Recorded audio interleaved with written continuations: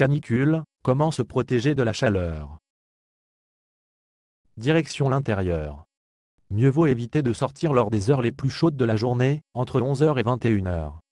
À la maison, on peut maintenir un endroit au frais en fermant les volets des façades exposées au soleil et en fermant les fenêtres tant que la température extérieure est supérieure à celle relevée entre les murs. Mais dès que la température sera plus fraîche dehors, il faudra rapidement lancer l'opération fenêtre ouverte, histoire de créer le maximum de courant d'air.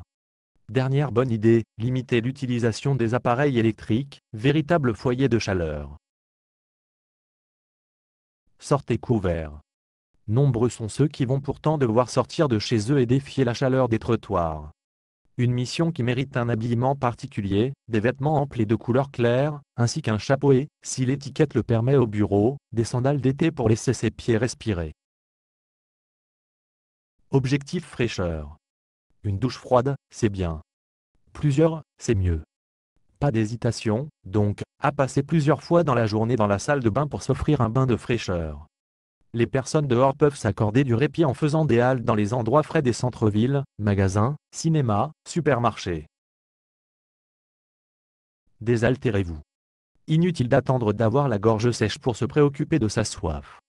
Le bon réflexe, un verre d'eau pris régulièrement, à raison d'1,5 à 2 litres au total dans la journée. La prise importante de caféine, café, thé, soda, c'est non, car ces boissons augmentent la sécrétion d'urine. Idem pour l'alcool, qui facilite la déshydratation. Manger léger. Ce n'est peut-être pas un temps à grande fringale, mais une alimentation solide est nécessaire pour aider son corps à lutter contre la hausse du mercure.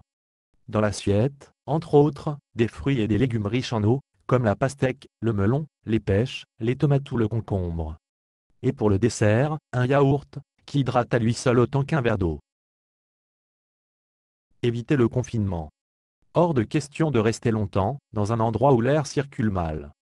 Les longs trajets en voiture, et les siestes dans les landaux pour les plus petits sont à proscrire.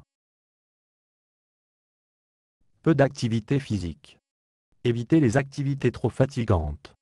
Le soleil et les vacances peuvent parfois donner envie de s'adonner à ses loisirs préférés. Sport, jardinage, bricolage.